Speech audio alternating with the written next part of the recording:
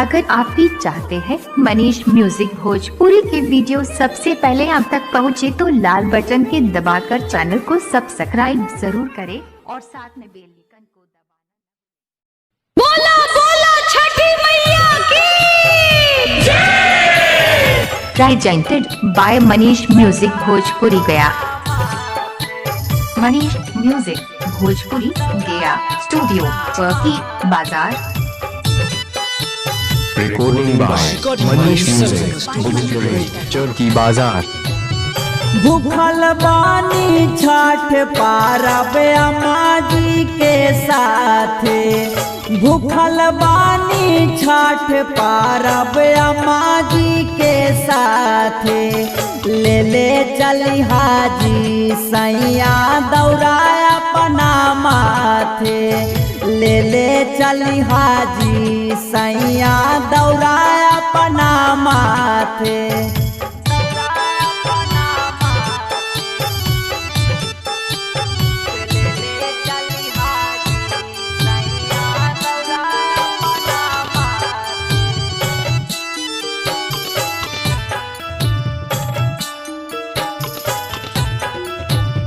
फल फलहार साजल पान के पातैया, देवालोक से अवतारे आदिता गोसैया।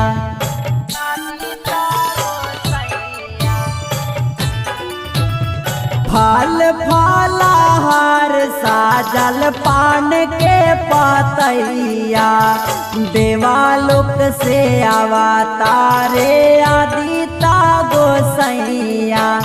चले पारी दूर बाटे पटना के घाटे, से ले ले चली हाजी सैया दौड़ा अपना माथे, से ले ले चली हाजी सैया दौड़ा अपना माथे।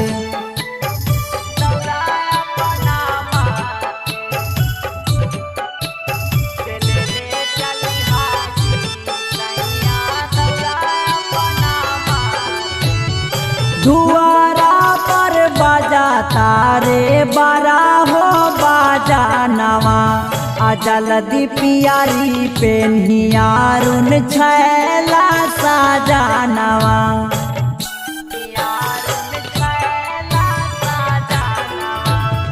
दुआरा पर बाजा तारे बारा हो बाजा नवा, जल्दी पियारी पेन्हियारुन छैला साजनवा।